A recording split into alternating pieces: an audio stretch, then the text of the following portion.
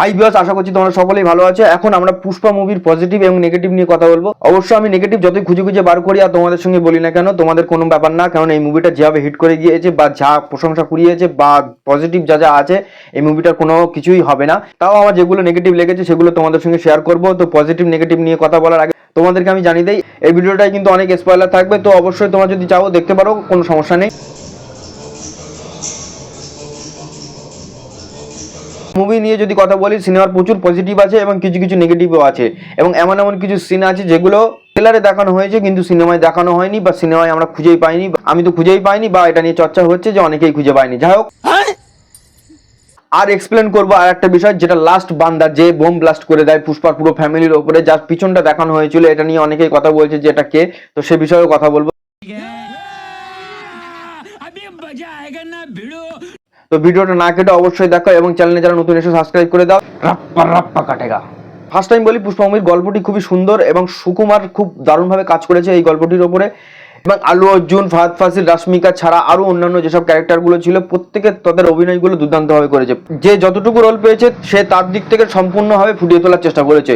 প্রথমত কথা বলি আলু অর্জুনকে নিয়ে কোনো কথা হবে না ভাই, আলু অর্জুনকে নিয়ে কথা হবে না। তাকে এতদিন শুধুমাত্র একটা অভিনেতা হিসেবে ভাবা হতো, কিন্তু এই মুভিটা দেখার পরও তার অভিনয় নিয়ে কোনো কথা বললে হবে না। বিশেষ করে যাত্রা ডান্স, মা কালীর যে ডান্সটা করেছে ভাই, মানে কান্তারা স্টাইলে যে ডান্স করেছে ভাই, পুরো মাথা খারাপ, আগুন ধরিয়ে দেওয়ার মতন, থিয়েটার আগুন ধরিয়ে দেওয়ার মতন। কি লেভেলে যে এনার্জি ছিল সেটা মানে বলাই যাবে না, মুখে বলা যাবে না। এরপর অ্যাক্টিং নিয়ে যদি কথা বলি, তাহলে ফাহাদ ফাসিলকে বলবো ভাই, সবাই হয়তো আলু অর্জুনকে নিয়ে প্রশংসা করছে, কিন্তু এই বান্দা, এই মানুষটাও যে লেভেলের অ্যাক্টিং করেছে না ভাই, চূড়ান্ত লেভেলের অ্যাক্টিং করেছে। তোমরা যারা দেখেছো বা যারা দেখোনি এখনো পর্যন্ত ভাই, মানে শুধুমাত্র আলু অর্জুন নয়, এই ফাহাদ ফাসিল ভাই সেই লেভেলের অ্যাক্টিং করেছে ভাই। রাশমিকাও তার জায়গায় ঠিকঠাক ছিল, আর অন্যান্য ক্যারেক্টারগুলো সব ঠিকঠাক ছিল। দ্বিতীয়ত যদি বলে থাকি, এই মুভির গানগুলো শুনতে ভালো লাগেনি, গানগুলো একটা হিট করেনি, হিন্দিতে লিরিক্সগুলো খুব একটা ভালো নয়।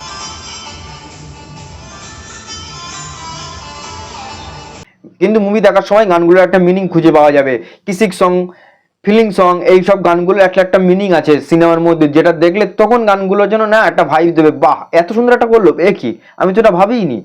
ফিলিং নিয়ে একটা ব্যাপার আছে, কিসিক নিয়ে একটা ব্যাপার আছে,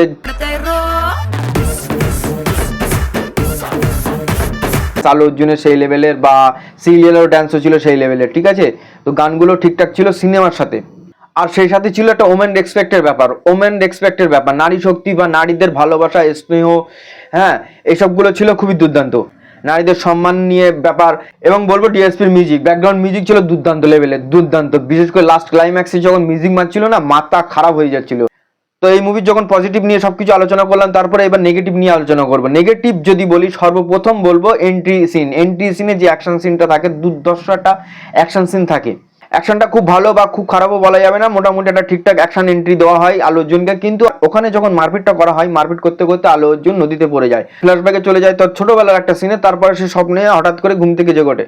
তো ওখানে মারপিট হতে হতে আলু অর্জুন নদীতে পড়ে যায়, কিন্তু ওই সিনটার সঙ্গে টোটাল মুভির কোনো কানেক্টেড নেই। আরো কিছু কিছু তোমাদের ফটো দেখাচ্ছি যেগুলো ট্রেলারে ছিল, যেরকম এই একটা ফটো যেটা ফাহাদ ফাসিল উঠে আসছিল পুকুর থেকে, এই সিনটা নেই।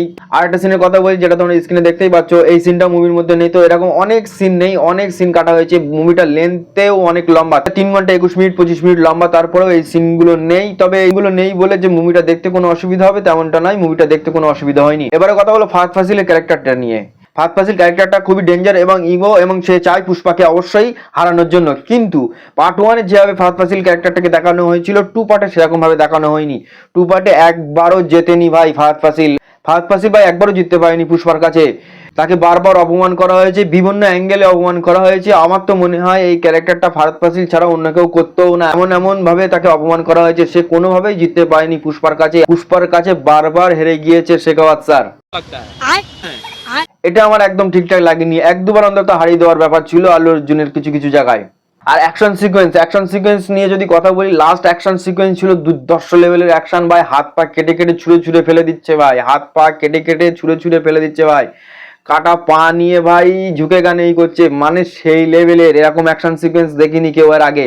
হাত পা বেঁধে মারপিট করা হয়েছে, পুষ্পা পার্ট 1-এ যখন হাত বেঁধে মারপিট করা হয়, এখানে হাত পা দুটোই বেঁধে মারপিট করছে, হাত পা বেঁধে রাখা অবস্থায় উড়ে গিয়ে মারপিট করছে। এটা একেবারে আমার ভালো লাগেনি, কারণ ওরকম পসিবল না। কিন্তু হ্যাঁ ভাই, মাস ফিল্ম দেখতে গেলে, অ্যাকশন ফিল্ম, ওসবগুলো লজিকগুলো ধরতে গেলে হয় না। তো এইগুলো ছিল নেগেটিভ পয়েন্টস। তো যেটা সব থেকে বড় নেগেটিভ লেগেছে সেটা হচ্ছে ফার্স্ট অ্যাকশন এন্ট্রি সিনটা, যেটা নদীতে পড়ে যাওয়ার পরে সেই সিনের সঙ্গে পুরো সিনেমার কোনো মিল ছিল না।